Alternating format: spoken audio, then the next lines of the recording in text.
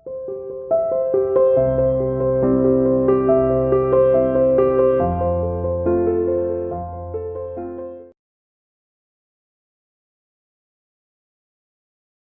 student, welcome to CR International School online classes. बेटा how are you? I hope you all are fine and safe at home.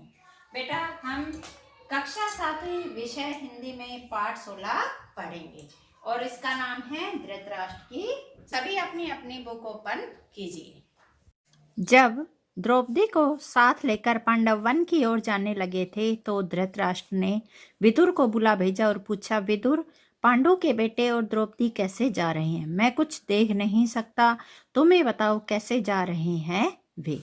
Vidur ने कहा, कुंती पुत्र युधिष्ठिर कपड़े से चेहरा ढककर जा रहे हैं। कैसे जा रहे हैं? कपड़े से चेहरा ढककर। भीमसेन अपनी दोनों भुजाओं को निहारता, अर्जुन हाथ में कुछ बालू लिए उसे बिखेरता, नकुल और सहदेव सारे शरीर पर धूल रमाए हुए कर्मश युधिष्ठिर के पीछे पीछे जा रहे हैं। द्रौपदी ने बिखरे हुए केसों से सारा मुख ढक लिया है और आंसू बहाती हुई युधिष्ठिर का अनुसरण कर रही है, यानी कि युधिष्ठिर के पीछे जा रही है। यह सुनकर धृतराष्ट्र की आशंका और चिंता पहले से भी अधिक प्रबल हो उठी।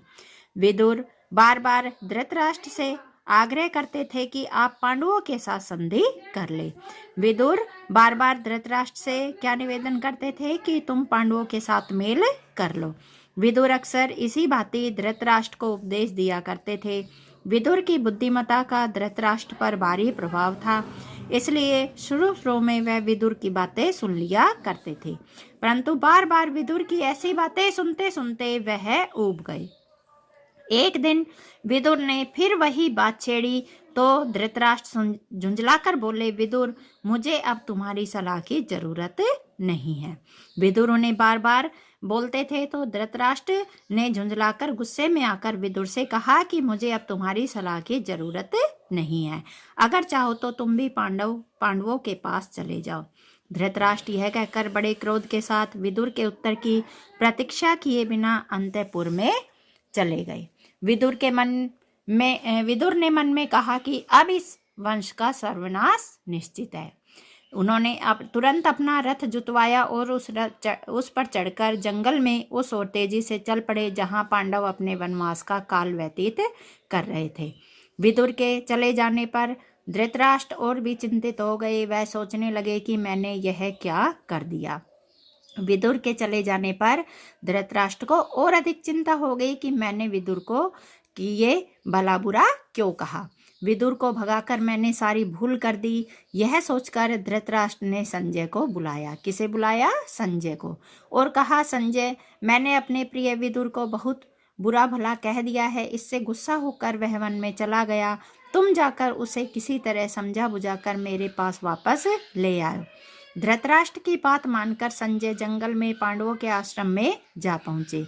संजय ने विदुर से बड़ी नम्रता के साथ कहा, धृतराष्ट्र अपनी भूल पर पछता रहे हैं। आप यदि वापस नहीं लौटेंगे तो वह अपने प्राण छोड़ देंगे। कृपया अभी लौट चलिए। यह सुनकर विदुर युधिष्ठिर आदि से विदा लेकर हस्तिनापुर के लिए चल पड़े और हस्तिनापुर पहुंचकर जब धृतराष्ट्र के सामने आए तो धृतराष्ट्र ने उन्हें बड़े प्रेम से गले लगा लिया और गदगद स्वर में बोले, निर्दोष विदुर, मैं उतावली में जो बुरा भला कह बैठा उसका बुरा मत मानना, मुझे क्षमा कर देना। इसी तरह एक बार महर्षि मैत्रेय धृतराष्ट्र के सम्मुख दरबार में पधारे। राजा ने उनका समुचित आदर सत्कार करके उन्हें प्रसन्न किया।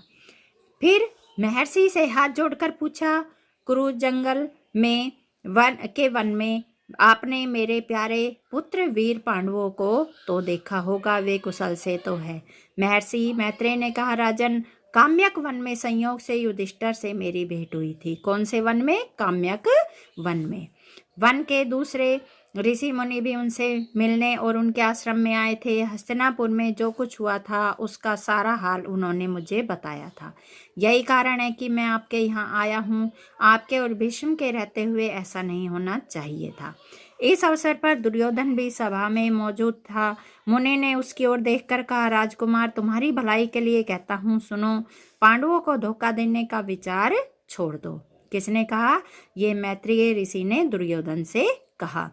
उनसे वैर मोल न लो, उनके साथ संधि कर लो। संधि होता है मेल कर लो, इसी में तुम्हारी भलाई है। ऋषि ने यो मीठी बातों से दुर्योधन को समझाया, पर जिद्दी व नासमझ दुर्योधन ने उसकी ओर देखा तक नहीं। वह कुछ बोला भी नहीं, बल्कि अपनी जांघ पर हाथ ठोकता और पैर के अंगूठे से जमीन कुरेदता मुस्कुराता हुआ खड़ा रहा। दुर्योधन की इस ठिड़ाई को देखकर महर्षि बड़े क्रोधित हुए। उन्होंने कहा, दुर्योधन, याद रखो, आपने अपने घमंड का फल तुम अवश्य पाओगे। इसी बीच हस्तिनापुर में हुई घटनाओं की खबर श्री कृष्ण को लगी। उन्हें यह पता चला कि पांचों पांडव द्रौपदी समेत वन में चले गए।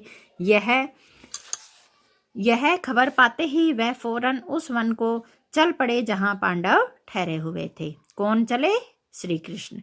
श्री कृष्ण जब पांडवों से भेंट करने के लिए जाने लगे तो उनके साथ कैकेयी, भोज और वृष्टि जाति के नेता चेदीराज, धृष्टकेतु आदि भी गए। कौन कौन गए? कैकेयी, भोज, वृष्टि जाति के नेता चेदीराज, धृष्टकेतु, ये श्री कृष्ण के साथ गए। इन लोगों के साथ पांडवों का बड़ा स्नेह संबंध था। वे उनको बड़ी श्रद्धा से देखते थे। द्रौपदी श्री कृष्ण से मिली। श्री कृष्ण को देखते ही उसकी आंखों से अविरल अश्रुधार बह चली, यानी कि लगातार आंखों से आंसू बहने लगे।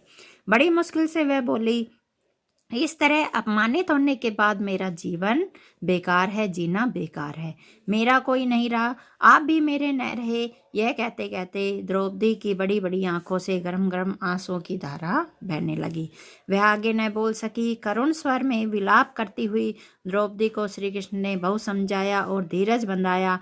वह बोले, बहन द्रौपदी, जिन्होंने तुम्हारा अपमान किया है, उन सबकी लाशें युद्ध के मैदान में खून से लथपथ होकर पड़ेगी।